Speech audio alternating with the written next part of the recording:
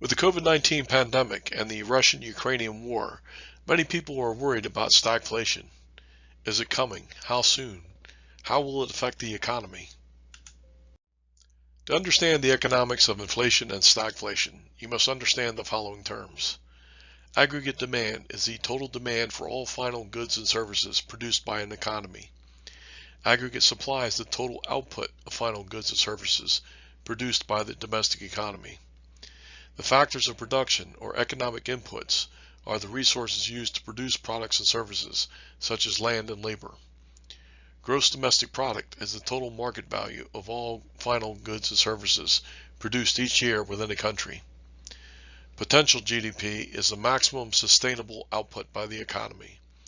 GDP can be increased in the short run only by straining economic resources, such as paying overtime for workers. Potential GDP continually increases over the long run by improvements in technology and by increases in population. Ordinarily, inflation is caused by strong economic growth, when aggregate demand quickly exceeds aggregate supply. However, inflation is sometimes caused primarily by an increase in the cost of economic inputs, such as energy or labor. This can cause inflation even when economic growth is slow or even negative. In other words, inflation can occur during times of economic stagnation, and when it does, it is referred to as stagflation. To better understand stagflation, you must understand inflation and its two main types. Many factors influence inflation, but the direct cause of inflation is businesses raising their prices.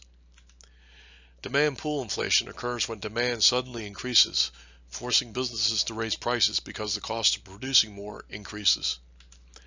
Cost push inflation occurs when businesses raise prices because the factors of production have increased in price. Businesses may also increase prices during times of crises because of uncertainty or to profiteer. If the economy is at its potential GDP, any increase in aggregate demand will increase prices. Aggregate demand then decreases because of the higher prices of the short-run aggregate supply, moving the economy back to its potential GDP, but at higher price levels. Increasing aggregate demand does not necessarily increase inflation. If the economy is operating below its potential output, a strong aggregate demand will simply use up some of the slack in the economy. Production can be increased without increasing prices, as can be seen in this graph when aggregate demand increases from 81 to 82. However, as economic output approaches potential output, increases in aggregate demand will start to increase prices, as you can see when the economy moves from 83 to 84. When economic output exceeds potential output, then increasing aggregate demand increases prices dramatically, while increases in GDP are minimal. Business profits depend on the prices charged for its goods and services, and the quantity sold.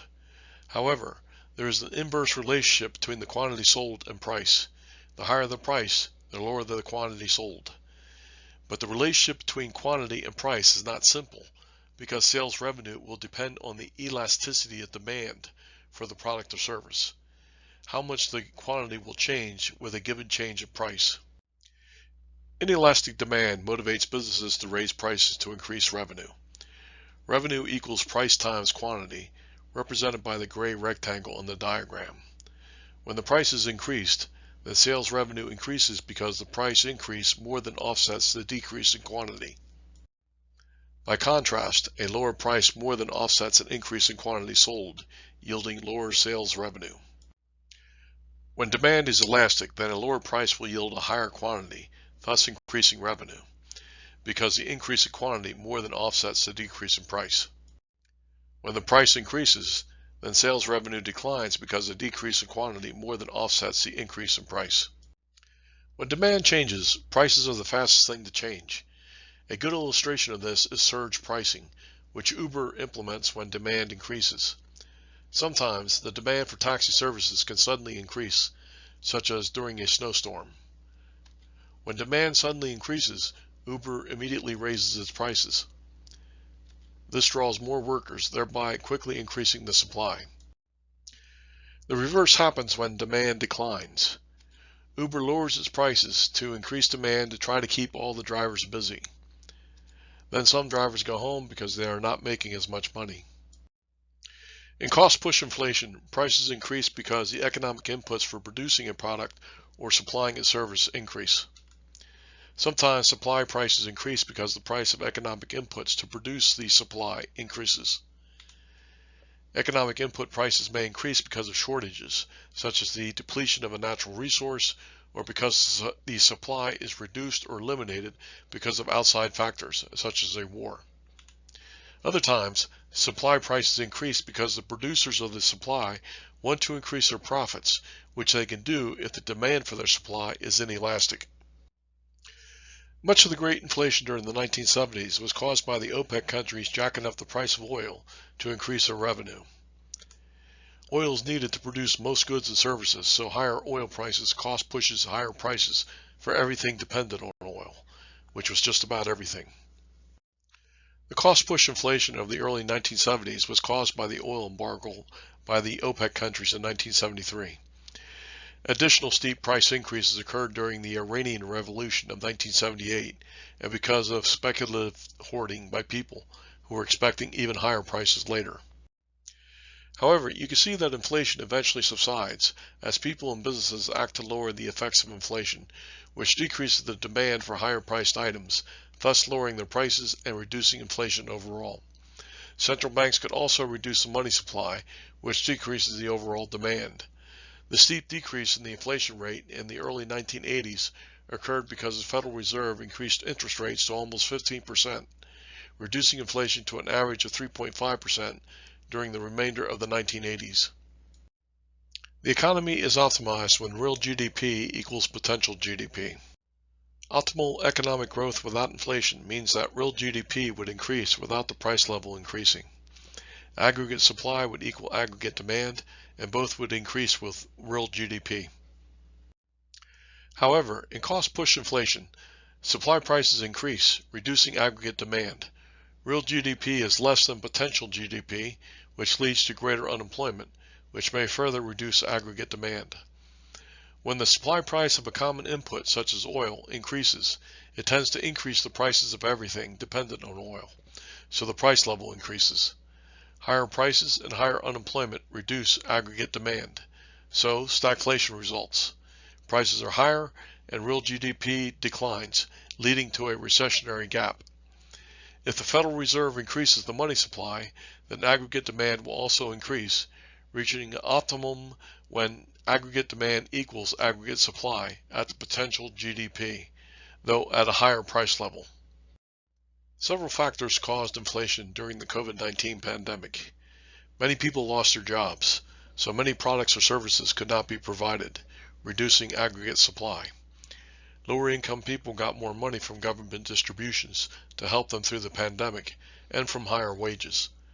During the pandemic, people saved this money, but when the COVID-19 restrictions enforced during the pandemic were lifted, people started to spend their accumulated savings, thus quickly increasing aggregate demand. COVID-19 changes in consumption changed the demand for broad categories of goods and services. People started buying more goods because they could not travel and do other things because of the COVID-19 pandemic.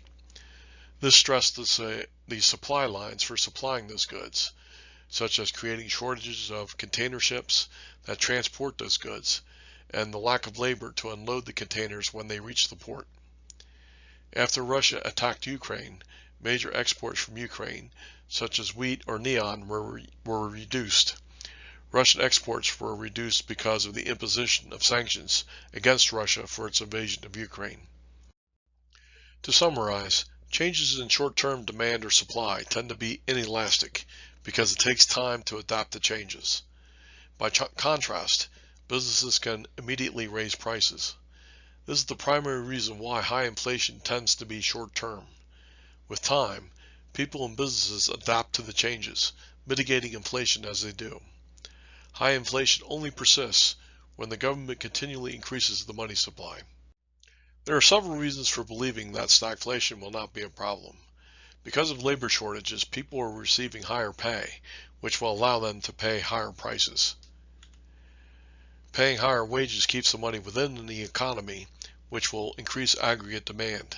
This differs from the 1970s when higher prices paid for oil went to OPEC countries, transferring money outside of the country, thus reducing aggregate demand. The rate of inflation differs for different products and services. People and businesses will find cheaper substitutes or find other ways to reduce costs. Technology will continually improve to reduce the cost of products and services or to improve their value, or both. Central banks are already raising interest rates or reducing the supply of money, which will eventually reduce inflation.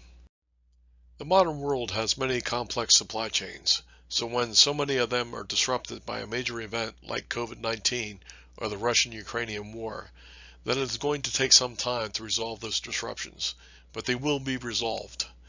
Businesses will figure out how to solve their problems. Inflation will moderate. The best way to reduce inflation now and avoid overpaying is by being patient, by avoiding any spending frenzy. So, for instance, if you want to buy a house or a new or used car or truck, you can save a lot of money by waiting until next year. Thank you very much for your time. If you liked my video, please give me a thumbs up and subscribe. I would appreciate any suggestions, so please leave them in the comments below. Check out my website at thespanner.com for more than 850 in-depth fundamental tutorials on personal finance, investments, and economics. Check out my books on money at williamspalding.com. Thank you.